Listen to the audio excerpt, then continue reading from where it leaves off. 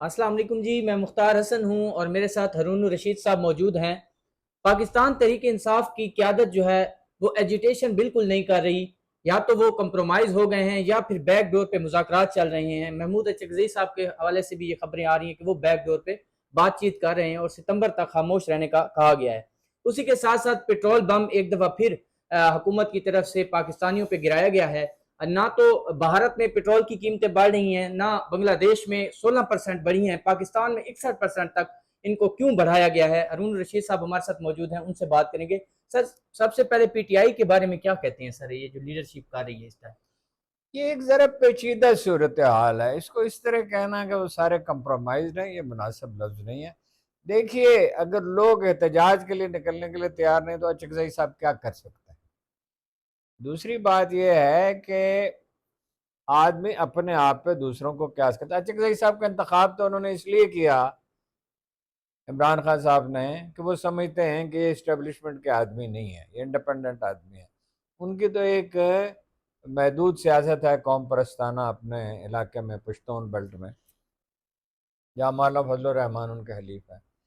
اسی طرح جن لوگوں کا انتخاب انہوں نے کیا ہے وہ ذاتی طور پہ خواہ اچھے آدمی ہوں، بیرسٹر گور ہیں یا راجہ سلیمان اکرم ہیں، تو وہ عوامی رہنما نہیں ہے۔ عوامی رہنما آدمی ہر آدمی نہیں بن سکتا، اور مدت بننا ہو تو مدتوں میں بنتا ہے۔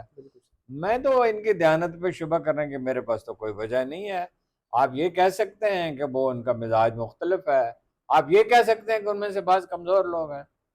اب سہیل آفریدی صاحب تو وہی کرتے ہیں جو ان سے خان صاحب کہتے ہیں، بالکل، لیکن یہ ہے کہ وہ فیصلہ سہیل آفریدی صاحب نے نہیں کرنا۔ تو خان صاحب اور ان کی بہنیں سمجھتی ہیں کہ لوگوں کو ہمارے جیسا ہونا چاہیے۔ لوگ جو ہیں وہ شعور کی سطح کبھی اتنی بلند پاکستان میں نہیں ہوئی کہ دو طرح سے یہاں حکومتیں بدلتی ہیں، سسٹینڈ ایجیٹیشن سے، وہ 77 میں جیسے ہوا تھا، اور موقع پر بھی فیلڈ مارشل ایوب خان کے خلاف بھی، مشرف کے خلاف بھی، لیکن وہ سیاسی جماعتیں ان کے خلاف تھیں، اور مشرف کے زمانے میں ایسی پابندیاں بھی نہیں تھیں۔ اب لوگ جو ہیں وہ بھوک اور بے روزگاری کے مارے ہوئے ہیں، 50,000 آدمی گرفتار ہوئے ہیں، پارٹی کے لوگ توڑ لیے گئے ہیں، الیکشن کے نتائج بدل دیے گئے ہیں، انتخابی نتائج جو ہیں وہ اپنا تبدیل کیا گیا، انتخابی مہم چلانے نہیں دی گئی، عدالتی نظام منہدم ہو چکا ہے، پولیس یلغار کرتی ہوئی آئی ہے۔ وہ اسد عمر صاحب نے آج ایک ٹویٹ میں کہا ہے کہ 50,000 کارکن گرفتار ہوئے، یعنی کچھ ہوئے، کوئی رہا ہو گیا، کچھ پکڑے گئے۔ کچھ خبریں اس طرح کی بھی آ رہی ہیں پھر، یعنی لوگوں کو پکڑا جا رہا ہے، سختی بہت ہے، اور معاملات بظاہر حکومت کے ہاتھ میں، لیکن حکومت کے ہاتھ میں نہیں ہے۔ حکومت یہ تو دیکھیے نا، جو ترمیم آ رہی ہے اس میں اپنا کسی کے پاس مسودہ ہی نہیں ہے اس کا، جن لوگوں کو منظور کرنی ہے اس پولیٹیکل لیڈرشپ کے پاس اس کا مسودہ ہی نہیں ہے، بہت سختی ہے۔ اور میڈیا آپ کو پتہ ہے حالت کیا ہے، یعنی سونو ٹی وی سے کہا جا رہا ہے کہ 100 سے زیادہ آدمی نکال دیے گئے، اور دنیا ٹی وی سے بھی لوگ نکال دیے گئے، اور نکالے نہیں تو کیا کریں؟ بالکل مسئلہ یہ کہ لوگ ٹی وی دیکھتے نہیں ہیں، معیشت تباہ ہو چکی ہے، سرکاری اشتہاروں پہ نظر ہے، سرکاری اشتہار بھی غالباً اب کم ہو گئے ہیں، بالکل سر، اور لے دے کے ایک اخبار رہ گیا ڈان، اور وہ بڑی بڑی مشکل سے گزر رہا ہے، تو میڈیا نے بھی سرنڈر کر دیا۔ یہ ایسے مواقع آتے ہیں، اس کا مطلب یہ نہیں ہے کہ مایوس ہو کے بیٹھ جائیں۔ بالکل ہاں جی، جی، صدیوں تک شیعہ علماء جو ہیں فقہ جعفری سے تعلق رکھنے والے، وہ لوگوں کو بتاتے رہے کہ جی امام مہدی آئیں گے تو حالات ہوں گے۔ خمینی آیا، اس نے کہا امام مہدی کے انتظار بیٹھنے کا کیا مطلب ہے؟ مطلب امام مہدی آئیں گے، ٹھیک ہے، ان کا یہ ان کے یعنی فلسفی یہی ہے کہ وہ دنیا بدل جائے گی۔ اہل سنت میں بھی بہت سے لوگ یہ سمجھتے ہیں، تو لیکن یہ جدوجہد کیوں نہ کی جائے؟ اچھا، پھر اس نے تعلیم عام کی، 36% ایجوکیشن ریٹ تھا، میں بار بار کہتا ہوں، اب 97% ہے۔ ہر ایجوکیشن پہ توجہ دی، قوم کو شہادت کا تصور دیا جو اس میں بہت راسخ ہو گیا ہے، قوم کو موبلائز کیا، اور ایک سسٹم بنایا، جیسا بھی ہے اس سسٹم پہ اعتراضات بھی ہیں۔ بھائی قوم میں تو قوم کو تو کوئی تیاری کرائی ہی نہیں گی، پارٹی کی تنظیم ہی نہیں ہے۔ بالکل پارٹی میں ایسے بہت سے لوگ ہیں، مثلا عباس بپی ہے جس کے ذریعے یہ خبر سامنے آئی ہے کہ جی بات چیت ہو رہی ہے۔ اب اس کے ہر وقت ہم دیکھتے ہیں وہاں، خیر جو لوگ وہاں ہیں وہ زیادہ بہتر رائے دے سکتے ہیں، ہر وقت ان کے ورکر جو ہیں اس پہ عدم اعتماد کرتے رہتے ہیں. ایسے اور بہت سے لوگ ہیں. اب ان لوگوں کا انتخاب کس نے کیا ہے؟ خان صاحب نے کیا ہے نا. خان صاحب جو ہیں وہ اوور کانفیڈنٹ ہو جاتے ہیں اور جلد اعتبار کر لیتے ہیں. وہ جو انسانی نفسیات ہوتی ہے، جیسا میں ہوں ویسا دوسرا ہوگا. وہ سمجھتے ہیں کہ میں چیٹ نہیں کرتا تو اور بھی نہیں کریں گے. اور بہت سے لوگ ملے ہوئے بھی ہیں، بہت سے لوگ جو ہیں وہ کمزور ہیں. زیادہ تر لوگ کمزور ہیں اصل میں، ہمت نہیں پاتے جیلیں بھگتنے کی، تکلیف اٹھانے کی. بنیادی طور پر خان صاحب کے خاندان یعنی وہ اور ان کی بہنیں اور باقی لوگوں کے انداز فکر میں فرق ہے. ٹھیک ہے. میں تو بالکل اچکزئی صاحب، علامہ ناصر عباس صاحب، بیرسٹر غور کسی کی نیت پہ شبہ نہیں کرتا، لیکن وہ سمجھتے ہیں کہ حالات ایسے ہیں کہ بات چیت کے ذریعے مسئلہ حل ہو سکتا ہے. ویسے ہوگا نہیں، میری ذاتی رائے یہ ہے. یعنی وہ وعدہ کر لیں گے تو وعدے پہ اس کی ضمانت کیا ہے کہ وہ عمل کریں گے. البتہ یہ ہے کہ چونکہ یہ ڈیلیور نہیں کر سکتے، شہباز شریف کیا ڈیلیور کریں گے؟ جو آدمی کہتا ہے کہ نوبل پرائز دینا چاہیے، کس کارنامے پر؟ ڈونلڈ ٹرمپ کو کس کارنامے پر نوبل پرائز دینا چاہیے؟ غزہ کے مسلمانوں کا قتل عام میں مدد کرنے پر، ایران میں سکول پہ وہ اپنا میزائل پھینکنے پر، بچیاں 167 بچیوں کی شہادت پر، کس چیز پہ دینا چاہیے؟ تو یہ کیا، اور وہ محترمہ مریم جو ہے ان کو تو تجربہ ہی نہیں ہے حکومت کا. سندھ میں کرپشن اس طرح ہے کہ کرپشن بالکل ایسے ہے جیسے ایک معمول کی چیز ہے، جیسے آدمی چائے پی لیتا ہے، کھانا کھا لیتا ہے. ان کے نزدیک یہ کوئی خرابی اس میں ہے ہی نہیں. دولت کے انبار ہیں پیپلز پارٹی کے لیڈروں کو. ویسے تو لوٹ مار میں نون لیگ بھی کم نہیں ہے، کسی کے پاس ڈیٹا تو نہیں ہے کسی نے زیادہ کی ہے. یہ کرپٹ انکمپیٹنٹ لوگ، آپ دیکھیے 104 یہ فیملی سوٹس ہیں اس میں ارکان اسمبلی کے اور سینیٹرز کے، اور کتنا 1.90 ارب کتنے لوگ، کوئی 400 اے سی خریدے جا رہے ہیں ہاں جی، اور کتنی سہولتیں. حکمران طبقہ جو ہے وہ اپنا اس کے لیے تعیش ہے. شوگر ملیں کس کی ہیں؟ بجلی کمپنیاں کس کی ہیں؟ ٹھیک ہے. اور سیمنٹ فیکٹریاں کس کی ہیں؟ سیاستدانوں کی ہیں. اپنا خاص طور پہ شوگر ملیں، اور یہ 1700 ارب روپے ہر سال دیے جاتے ہیں بجلی کمپنیوں کو. بنگلہ دیش سے انڈیا سے نرخ دگنے سے زیادہ کیوں ہے؟ ظاہر ہے کرپشن کی وجہ سے. نہیں منشا صاحب بجلی تو نہیں بناتے، اس طرح شہباز شریف صاحب کے صاحبزادے بجلی تو بناتے. کب تک لوگ انہیں برداشت کریں گے؟ کب تک اسٹیبلشمنٹ بھی انہیں کب تک سر پہ بٹھائے گی؟ لہذا تبدیلی تو آئے گی، مگر یہ ہے کہ دیکھیے سندھ میں اور پنجاب میں لوگ نہیں نکلتے. اس کی وجوہات جو بھی ہیں، اور گالیاں دینے سے نہیں نکل آئیں گے. یہ بات لوگوں کا وتیرہ ہے کہ پنجاب کو گالی دو، سندھیوں کو گالی دو. کوئی گالی دینے سے کیا ہوگا؟ ایک لوگوں میں شعور پیدا کیا جاتا ہے، لوگوں کو موٹیویٹ کیا جاتا ہے، متحرک کیا جاتا ہے بائی دیئر اون ایگزامپل. لیڈروں میں کوئی ایسا شخص نہیں ہے سوائے عمران خان کے. عمران خان اگر باہر ہو تو وہ تو اس سے بسات ان کے لپیٹ کے رکھ دے. بالکل سر. حالات کے مطابق حکمت عملی نہیں بنائی ہے پی ٹی آئی نے، ٹھیک ہے نا جی. تو اس کا سارا بوجھ جو ہے نا، وہ آج کسی نے ٹویٹ کیا کہ غریبوں سے چھینو اور امیروں کو دو. یہ ایک پالیسی ہے. جاگیرداروں سے ٹیکس نہیں لیں گے، تاجر جو ہیں وہ ایف بی آر کو رشوت دیں گے، ٹیکس سے بچ جائیں گے. بہت سے لوگ ایک پیسہ ٹیکس بھی نہیں دیتے، آدھی معیشت کالی ہے. اچھا آپ کی قرضے لے لے کے آپ ملک چلا رہے ہیں. 1 لاکھ انجینئر ملک میں بے روزگار ہیں، وہ ہو نہیں رہی ہے، سرمایہ کاری ہو رہی نہیں. غیر ملکی سرمایہ کاری کیا، مقامی سرمایہ، منی لانڈرنگ ہو رہی. خود وزیر داخلہ نے کہا ہو رہی ہے. وہ ہو رہی ہے تو آپ روکتے کیوں نہیں؟ پکڑتے کیوں نہیں؟ میں پکڑے کیسے؟ منی لانڈر تو کہتے ہیں نون لیگ والے، پیپلز پارٹی والے، اور لوگ بھی کرتے ہیں ویسے. تو جن لوگ جو حکومت میں وہی منی لانڈرنگ کر رہے ہیں. جہاز بعض لوگ کہتے ہیں کہ بھر بھر کے جاتے ہیں. اب اس کی کوئی تحقیق کرے تو پتہ چلے. کراچی سے اچھا جائیدادیں ہیں، سب کو معلوم ہے. $17 بلین کی کتنی جائیدادیں پاکستانی کے، اس سے زیادہ کی ہیں وہاں دبئی میں. تو حکومت اس طرح نہیں چلتی. حکومت چلتی ہے سول اپنا بیوروکریسی ٹھیک کام کرے، پولیس ٹھیک ہو، عدالت ٹھیک ہو، ٹیکس کلیکٹرز ٹھیک ہوں. تو اب وہ بہت جو ہے وہ انہوں نے تو اپنے اخراجات کا سول سروس کا سائز جتنے درکار ہیں سرکاری ملازم اس سے کئی گنا زیادہ ہے، زیادہ. ٹھیک ہے. اور جگہ چپراسی ہیں، کلرک ہیں، ڈرائیور 50,000 سے لے کے کوئی 90,000 تک، بعض لوگ کہتے ہیں 1 لاکھ گاڑیاں ہیں اور ان کا 30 کروڑ روپے روزانہ پیٹرول کا خرچ ہے. اب میں یہ اعداد و شمار میرے نہیں ہیں، یہ ایک عام طور پہ کہا جاتا ہے، اس کی کبھی تردید نہیں کی گئی. بیوروکریسی کے لیے مراحت ہیں، جاگیرداروں کے لیے مراحت ہیں، غریب آدمی خیرات پہ بسر کرتا ہے، یا یہ جو دسترخوان پہ کھانا کھاتا ہے، جو لوگ کا کھانا درباروں پہ جا کے کھانا کھاتا ہے، یا پاکستانی معاشرے میں ہمدردی بہت ہے، غریب لوگوں کی کوئی مدد کر دیتا ہے، اوورسیز پاکستانی کچھ مدد کرتے ہیں، مختلف لوگ ہیں جو مدد کرتے ہیں. بہت سے اسکول ہیں جس میں مفت تعلیم دی جاتی ہے، مدارس میں مفت تعلیم دی جاتی ہے، کالجوں میں بعض جو ہے وہ مفت تعلیم دی جاتی ہے، جیسے اخوت نے ادارہ بنایا ہے، الخدمت والے کرتے ہیں، اور کئی ادارے ہیں. بہت سے اداروں کا اتنا ذکر نہیں ہوتا.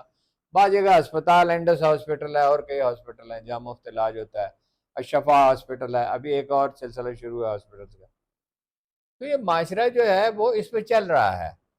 اب یہ اس میں بھلائی تو بہت ہے کہ غریب لوگوں کی مدد کرتے ہیں، یا یہ کرتے ہیں، یہ بے نظیر انکم سپورٹ پروگرام کے ذریعے لوگوں کو کچھ پیسے دے دیے.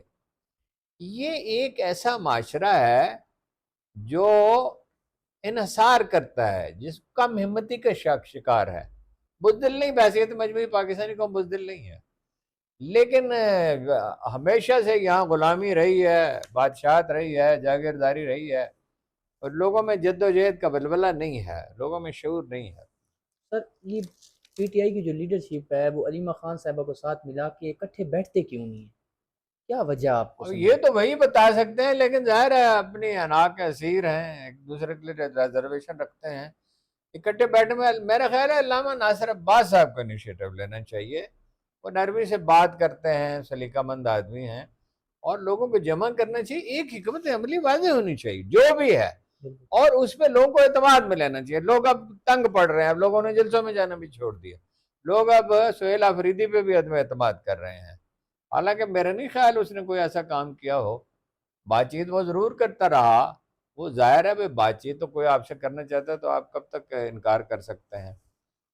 تو نہیں بیٹھتے. یہ تو واحد طریقہ یہی ہے کہ یہ بیٹھیں، یہ حکمت عملی طے کریں. پھر یہ ڈرتے بہت ہیں خان صاحب سے، یہ سارے. ان میں کسی میں اتنی ہمت نہیں ہے کہ ان سے کہے کہ بھائی حکمت عملی میں کچھ تبدیلی پہ غور کریں. اس میں کیا حرج ہے؟ بالکل. خان صاحب حکمت عملی میں تبدیلی پہ غور کریں. اس حکمت عملی اس کا نتیجہ نہیں نکلا، اور اگر مطلب یہ نہیں ہے کہ بزدلی اختیار کیجیے، یہ میں نہیں کہہ رہا. بزدل آدمی کی تو کوئی زندگی ہوتی ہی نہیں ہے. بالکل. مگر حکمت عملی میں ریزسٹ کرنا ہے، چلیے ریزسٹ کر لیں، اس کا کوئی طریقہ سوچیں. صرف جلسہ جلوس تو واحد عام جلسہ جلوس کا جو روایتی طریقہ وہی تو نہیں ہے. اب یہ لوگ کیوں نہیں اکٹھے بیٹھتے، یہ بہتر جانتے ہیں. سر اور ایک دوسرے کے خلاف باتیں کرتے ہیں. یہ بہت ہی بچگانہ حرکت ہے. ایک دوسرے کے خلاف اپنا جو ہے کیا کہنا چاہیے، غیبت کرتے ہیں ایک دوسرے کے خلاف.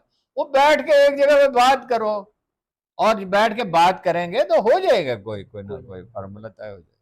سر متحدہ عرب امارات سے جو ہے نا وہ لوگوں کو نکالا جا رہا ہے، اور اس کے ساتھ ہی اگر ہم وزارت خارجہ کی وہ پریس ریلیز دیکھیں تو انہوں نے کہا ہے کہ ایسا کچھ نہیں ہے، حالانکہ لوگ تو آ رہے ہیں، نکالے جا رہے ہیں. اصل میں بات یہ ہے کہ لوگ تو نکالے گئے ہیں، مگر ہمارے ہاں جو یہ تاثر دیا جا رہا ہے کہ سب پاکستانیوں کو نکالا جا رہا ہے بلا امتیاز، تو یہ صحیح نہیں ہے. دو طرح کے لوگوں کو نکالا جاتا ہے.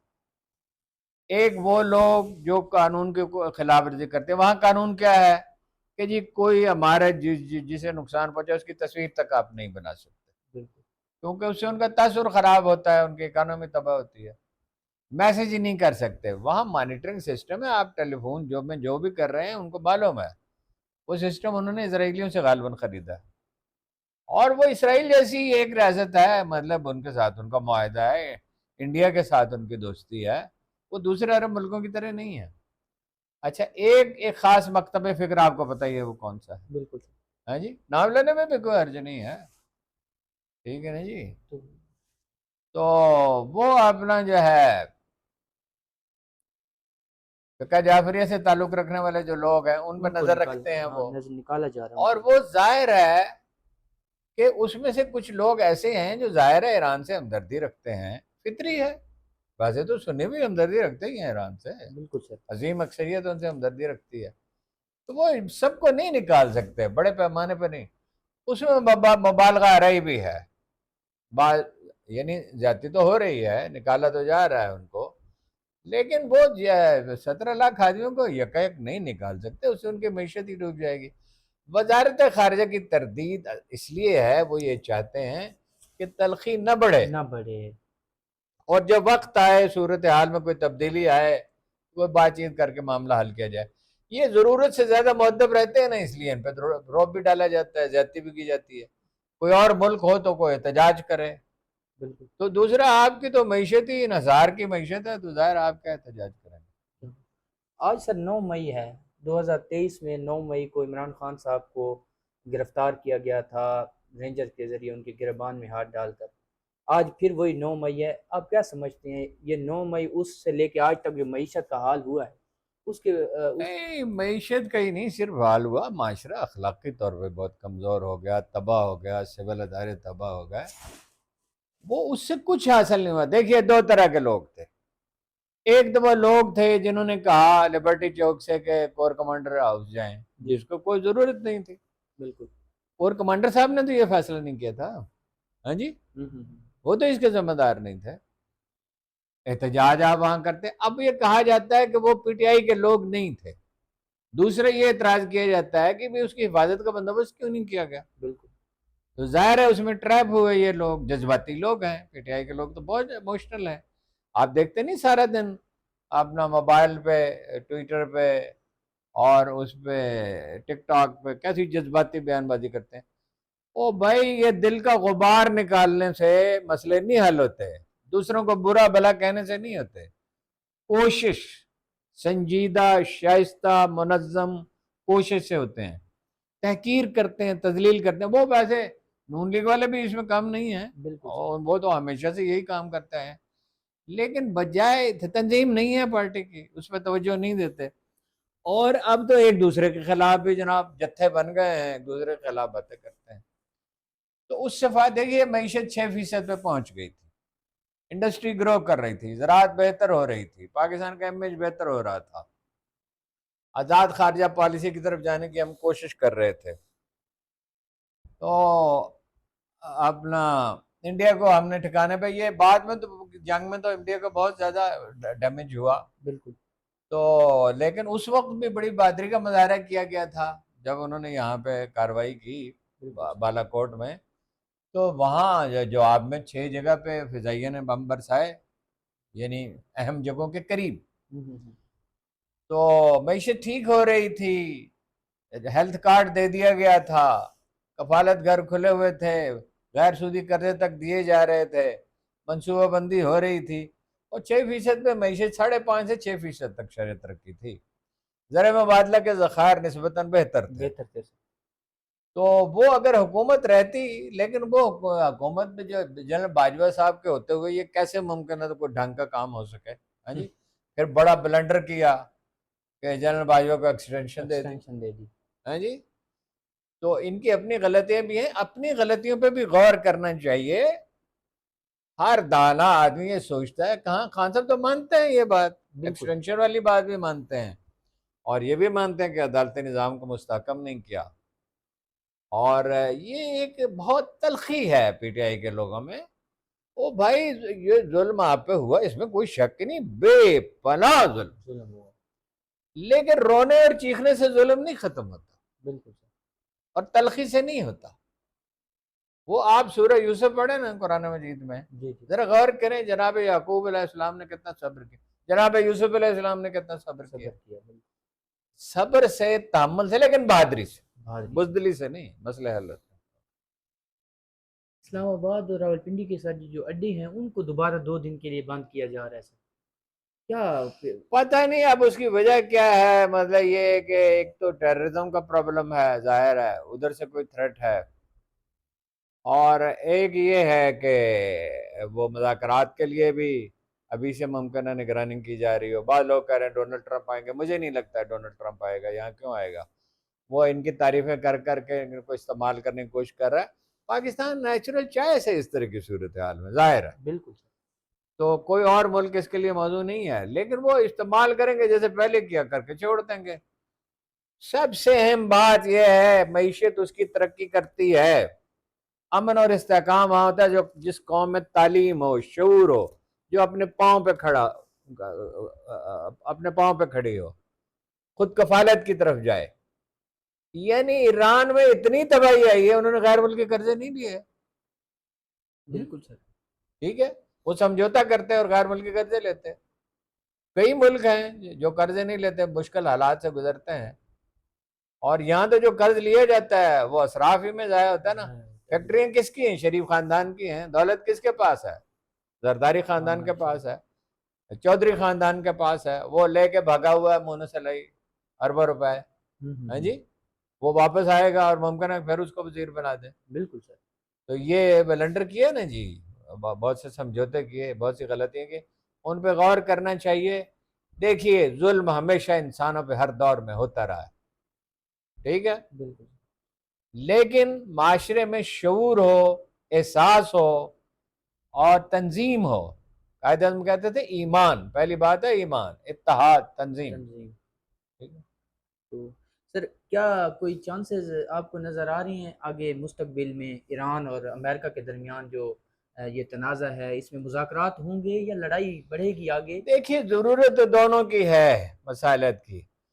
امریکہ بے بس ہے، اپنا ہرمز نہیں کھلوا سکا کوشش کے باوجود. دنیا اس کے ساتھ نہیں، امریکی رہنما بھی ساتھ نہیں ہے، یعنی نیٹو ممالک بھی ساتھ نہیں ہیں.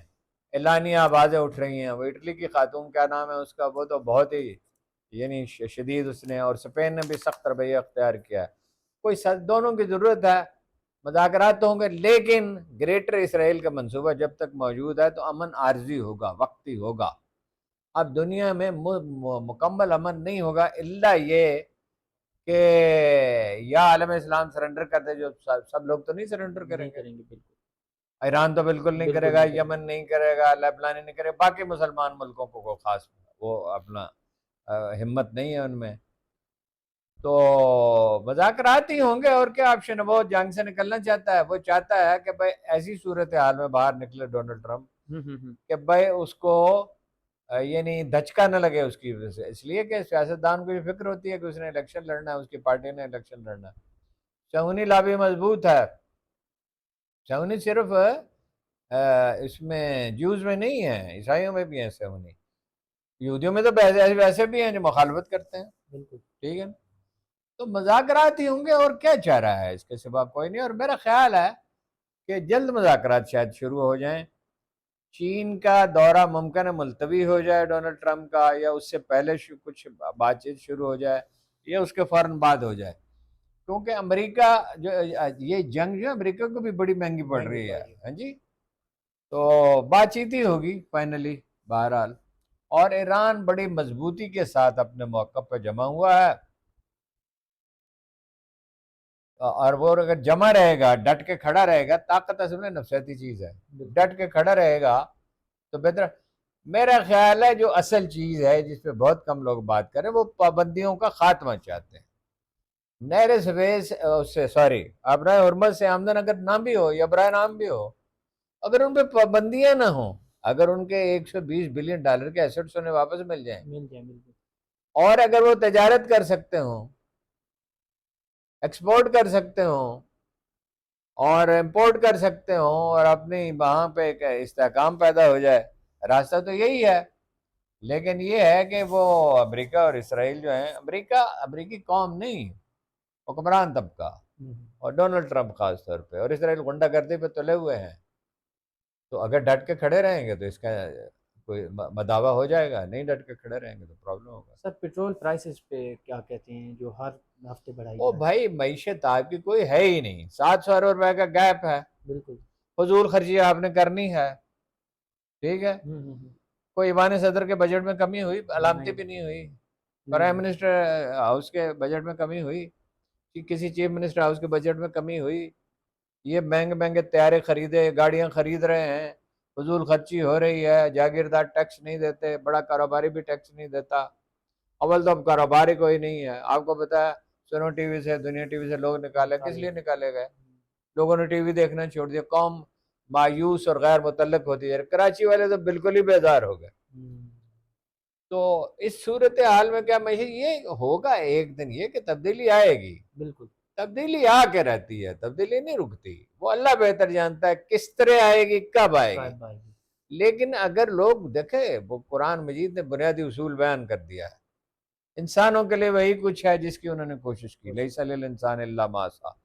اب ہمارے لوگ روتے تو بہت ہیں، فریاد تو کرتے ہیں، میں جد و جہد کرنے پہ آمادہ نہیں، تو وہ کنفیوشس سے لے کے افلاطون تک، سقراط تک، ہر فلسفی نے یہ کہا ہے دو باتیں، ایک تو تبدیلی ناگزیر ہے، بالکل، اور ایک یہ کہ جب اچھے لوگ سیاست میں نہیں آئیں گے، یعنی صاحب اخلاق، کریکٹر والے لوگ، تو they will be governed by the inferiors، تو معمولی لوگ ان پہ حکومت کریں گے۔ بالکل، ہاں جی، یہ شہباز شریف ادھر دیکھو تو صحیح، ڈونلڈ ٹرمپ کا نوبل پرائز، وہ کہا آپ کی، میں دعا کرتا ہوں اللہ تعالیٰ آپ کو درازی، آپ کی عمر دراز کرنا بنی نو انسان کا اس کو موسن بنا کے پیش کر رہے ہیں۔ بالکل۔ ہاں جی، وائرس ایک نیا آیا ہے پاکستان میں، کہتے ہیں کرونا سے بھی زیادہ خطرناک ہے، اور حکومت کی طرف سے کوئی تیاری آپ کو نظر آ رہی؟ بانٹا اس کا نام ہے سر، وائرس کا۔ نہیں کوئی تیاری نہیں ہے، جب مصیبت پڑ جائے گی پھر یہ حرکت میں آئیں گے۔ عمران خان نے اس کو اچھا ہینڈل کیا تھا، اور ان کے تو یہ تو ان کو اپنے پیسے بنانے اور اپنی حکومت بچانے کے سوا دنیا کی کسی چیز سے دلچسپی نہیں ہے۔ آپ دیکھتے نہیں کیا لوگ ہیں یہ طاولت تارڑ، ہاں جی، وہ طلال چودھری، حکومت وزیر اس طرح کے ہوتے ہیں، حکومتیں اس طرح کے لوگ چلتے ہیں۔ اور پی ٹی آئی کا بھی آپ حال دیکھ لیں کہ سیف اللہ نیازی کو اور علی امین گنڈا پور کو پھر ڈال دیا پارلیمانی پارٹی میں۔ بالکل بھائی ان کی کوئی انٹیگریٹی نہیں ہے، ہاں جی، اور یہ چلیے کرپشن کو چھوڑ دیں، ذاتی پسند ناپسند پہ فیصلے کرتے ہیں۔ خالد خورشید صاحب نے کمال کیا، یعنی الیکشن میں تو چاہے دھاندلی ہو، جو بھی ہو، ممکنہ زبردستی ہرا دیا جائے، پتہ نہیں وہاں کیا ہے، لوگوں کی پسند ناپسند کیا ہے، کبھی جانے کا اتفاق تو نہیں ہوا پچھلے کئی برسوں میں، لیکن خالد خورشید صاحب نے کمال کر دیا جی۔ بالکل کن لوگوں کو شام بھائی نہ سیاسی جماعتیں جو ہیں حالات کے تقاضوں کا پورا ادراک کر رہی ہیں، اور حکومت سے تو کیا توقع ہے۔ بہت شکریہ جی، ہارون رشید صاحب ہمارے ساتھ موجود تھے، ہمیں اجازت دیجیے، اپنی دعاؤں میں یاد رکھیے، اللہ